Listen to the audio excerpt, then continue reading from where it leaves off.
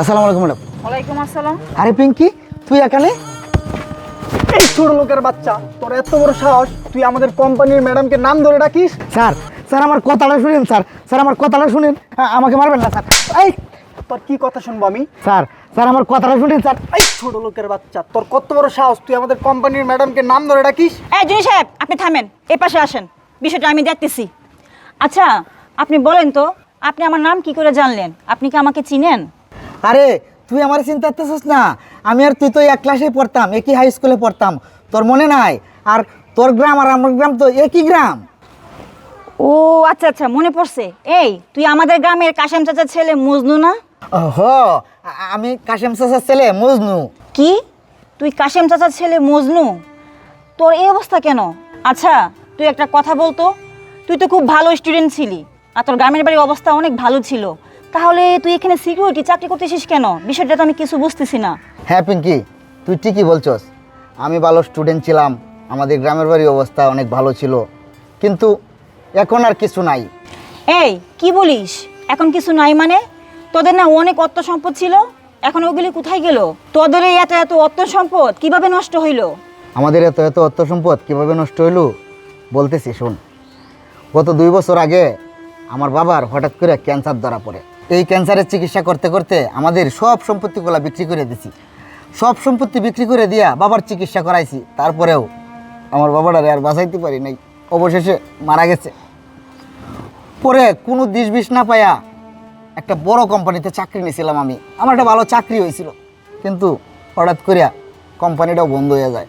কোম্পানিটা বন্ধ হয়ে যাওয়ার পর বিগত 3 মাস কোথাও চাকরি খুঁজে পাচ্ছিলাম না, তাই বাধ্য হইয়া আজকে এই কোম্পানিতে সিকিউরিটির চাকরি নিছি। আর আমি তো জানতাম না এই কোম্পানির মালিক যে তুই, ভালোই হইলো। আচ্ছা ঠিক আছে, তুই থাক, তোর বিষয়টা আমি পরে দেখতেছি। হ্যাঁ জনি সাহেব, ভিতরে চলেন। আসসালামু আলাইকুম।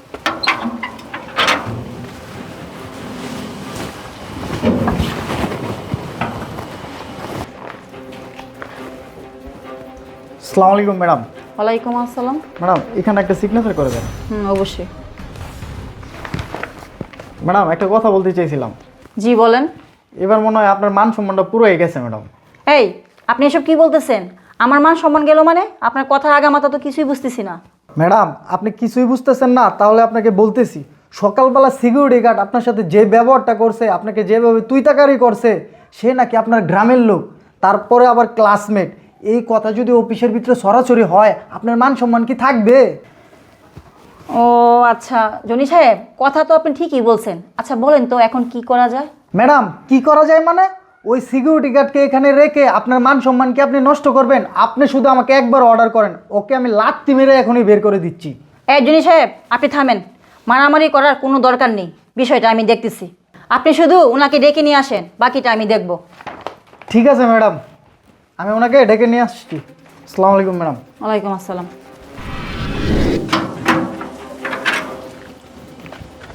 হে সিকিউরিটির বাচ্চা, তুই ম্যাডামের নাম ধরে ডাকছিস না? ম্যাডাম তোর উপরে ডাকতেছে, আজকে তো চাকরি নাই, তাড়াতাড়ি আয়।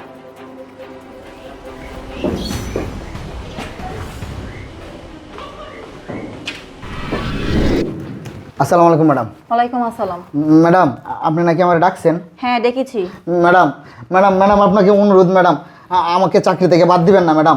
ম্যাডাম, জনি সাহেব বলছে আপনি নাকি আমার চাকরি থেকে বাদ দিয়ে দিবেন। ম্যাডাম, আপনার কাছে অনুরোধ, আমি সব কিছু হারাইয়া ম্যাডাম অনেক কষ্ট করিয়া এই সিকিউরিটির চাকরি নিয়েছি ম্যাডাম।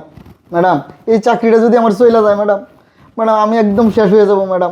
ম্যাডাম, আপনি কোনো টেনশন করবেন না ম্যাডাম, আমি যতদিন আপনার এই কোম্পানিতে চাকরি করব আমি কাউকে বলবো না আমি যে আপনার ক্লাসমেট, আপনি যে আমার এলাকার লোক, আপনি আমার পরিচিত, যে এই কথাটা কাউকে বলবো না ম্যাডাম। ম্যাডাম প্লিজ আমাকে চাকরি থেকে বাদ দিবেন না ম্যাডাম, আর যদি চাকরি থেকে বাদ দেওয়া লাগে আমাকে কিছুদিন সময় দেন, আমি অন্য জায়গায় একটা চাকরি খুঁজে তারপরে আপনার এখান থেকে আমি চাকরি থেকে চলে যাব madam. Madam please please madam. এই থাম তুই, আমি তোকে বলছি তোকে সিকিউরিটি চাকরি করতে দিব না মানে দিবই না। ম্যাডাম, এটা আপনি কি বলতেছেন ম্যাডাম?